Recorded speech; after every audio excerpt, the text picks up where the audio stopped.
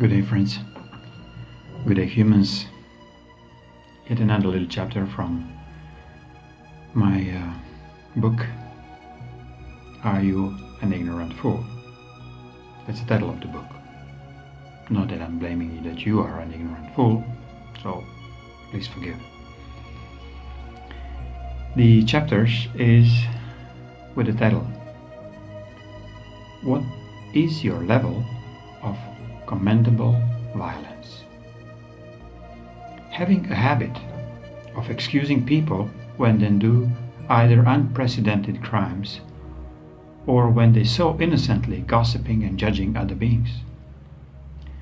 This is simply a present state of human affair, living with excuses by moralizing your ignorance, and even there you find even more excuses to continue ignoring or excusing the fake patriots, slimy law and order forces, nationalists by call or by profit or by profession, corrective and aggressive parents, HDSD syndrome children, PTSD war veterans, greedy politicians. When you look into your own behavior through just this life, you will find that morality of collective evil was what was determining your way of behavior, actions, non-actions, words and thoughts. Is it moral? Is it moral by our human standards to take a gun and go into the fake and fabricated wars perpetuated by the greedy corporatists and politicians? Or is it moral by our social or better sociopathic standards to take a gun and attack other human being of a different religion, nationality or creed? Where do you see self in these previous questions? Simple yet very fresh example was, and it's still going on, a civil war completely fabricated to enslave Yugoslavia and its 7 or more entities where until 1990s all were one people, one country, one beautiful language, with various and very funny dialects. Within less than 3 years they had 5, then 6, then 8 different entities, countries, 5 official and very distinguished languages, and 3 and more major religions. So my question here is, how come human enslaved population took a bite into differences between very same people, same families, same language and same religion, to engage so violently and passionately to protect something that they already have, to surrender their freedom of living, expression and speech for a few lousy fiat dollars, or better, to give away their freedom for enormous debt that all carry some 20 years after this so uncivil war. Atrocities were executed with such a vigor and determination towards sane people they lived in peace for 45 years plus. What had happened in their minds and their hearts? How come none of these war extremist veterans never asked self, was it moral to attack other human being? Why then took weapon with such ease to kill and torture next door neighbor? Did it ever occur to these so-called freedom fighters, so-called patriots, that they were programmed, they were tricked and manipulated and blackmailed into non-human and immoral acts of violence against other beings? Did these beings, this includes all the nationalistic types, all the separatist kinds, all greedy war profiteers, as well all the media puppets who so persistently repeating warmongering news, or better, mind programming news, who are able to take a responsibility for their violent words, thoughts and actions against any other being? All these violent behaviors we're deepening even more already existing trauma from our previous wars, disputes, arguments, floods, and much more. Time is coming when the responsibility for previous ill actions will and must be accepted. To be accepted so it can be transmuted and healed. All traumas of violence, either physical, emotional, mental, energetics, have to be transmuted by taking responsibility so it can be fully healed. All violence, either physical, psychological, emotional, mental, collective, and energetic violence, have to be healed. Must be recognized by taking responsibility for all our actions. Either we were hurting other human, child, animal, nature, or earth itself. Being ignorant is no option any longer. Being resentful towards your previous wrongdoings is not acceptable anymore. Being legally moral or morally rational or reasonably moral is not a way to transmute old traumas. Start recognizing your own vicious acts towards others, animals, and planet itself. Start recognizing all the traumas you inflicted towards others. Start accepting responsibility for your actions, not hiding behind fake authorities, churches, arrogant rules, pretentious leaders, and especially hiding behind your fears from survival, death, or judgment. Start noticing when you judge others, knowing that as soon as you find other different than you, by religion, nation, skin color, status, you are judging. Recognize this judgment by taking a responsibility that you are hurting other beings. Recognize when eating meat, you are hurting animal being by killing it. Take responsibility recognizing your ill doings, your vicious act while carrying gun, while taking bad, while talking bad about other beings. Only by taking responsibility, you have a path towards true healing of traumas you did against other living beings. Only then. Only then. Yet it sounds simple and easy, is it? When you truly accept other beings as God, you see Him in you. Start living a word Namaste with a full meaning and intensity. Namaste, my description. When God in you, recognize God in me by accepting and taking responsibility for all ill doings, ill takings, ill thinkings, and ill speakings, and not to repeat them ever again. So,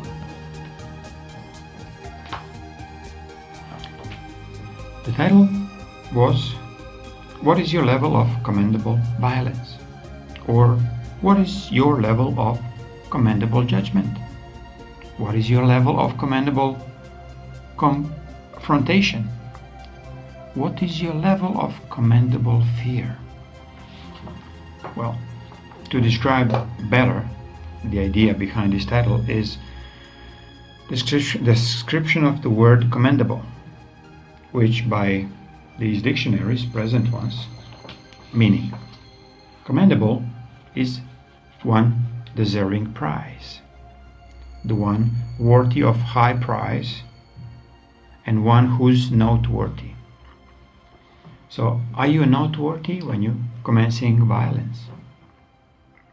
You can moralize violence, you can legalize violence, and you can justify violence by these so-called relative moral schemes that were placed all around us so we can excuse ourselves for every fucking stupid, violent against other person, other being, other creature, and earth itself for reasons of being right. So, when you attack another being, what are you doing? It's just a sheer form of violence. It cannot be justified with anything, with any commendable act, with any level of description or judgment that this has to be done this way because law says, or my family has to live with this guilt until I kill the other one. And on, like these stories exist for centuries. Yet we never questioned them. We took them as some kind of fairy tales from the dark that we have to follow. It's your folklore of living in a very aggressive world. Who says that Yugoslavia has to separate? Who says that USSR has to be, in many chunks right now? Who says so? Who says that Czechoslovakia, there was a one country, has to be two now? Yet they managed to do this without killing each other. In Yugoslavia they could not. Or they were actually led to the guillotine, and they not only killed another one, a Muslim, a Serb, or Croat, they actually killed part of themselves because they were before Yugoslavians. They were free people living in a very, really peaceful environment. I was present there when it was peaceful. I grew up in an absolutely beautiful and peaceful environment. Not even knowing who's who, what is religion of my friend. Maybe they have it, maybe they don't. But I didn't care. So the title is quite an oxymoron because there is no commendable violence that it can be justified. Violence as an answer of any prospect of our communication between two people or two nations is out of the question. Anyway, that's what I see it from this particular moment on. This is what is Trump doing right now. Even if you're thinking some of the leftists are going into extreme, accusing him that he's building wall to prevent some free people to go across the border. Okay, but he has right, full right to protect its own people of the America. So they have to learn, first of all, to live freely inside the America, to say freely they want to be free of any intrusion from the outside. To me, this is a really commendable approach, as Trump is doing. He went in a trip now in East Israel, Vatican, and now he's in Brussels, cleaning the NATO shit. NATO as a organization or as a dark cabal, front runner with the guns and tanks, is going to be bye-bye after these meetings. Nobody want to pay a single dollar as soon as America pulls out a plug on all the support. Yet, you think they were going to go easy into oblivion, into total disregard of their existence? I mean, NATO soldiers, NATO officers, generals, and all this other machinery of the dark industrial complex. They will try, but again, once when you shut them down financially, they have nothing to gain. It'll be the only ones who are commendably approaching to another human being, respecting their life, respecting their thoughts, respecting their way of living, no matter what, if they don't hurt others.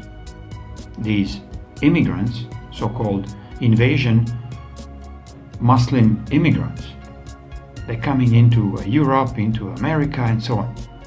To me, they want to hurt the people who live in America, who live in Europe.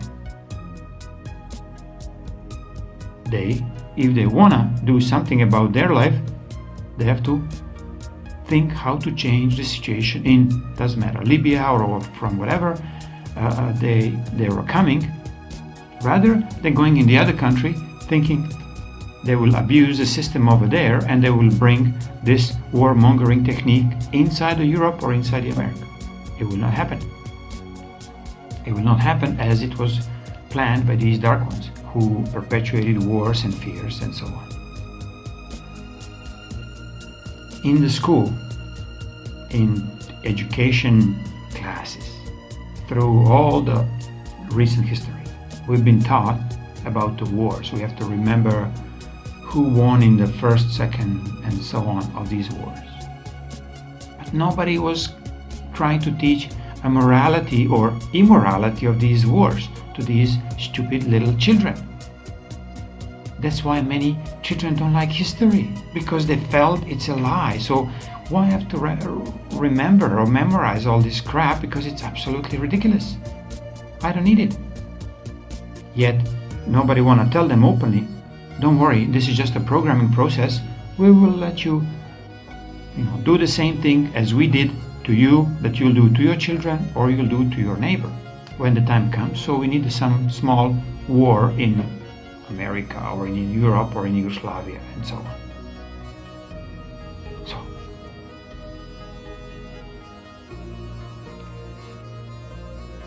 violence never ever will be able to resolve anything.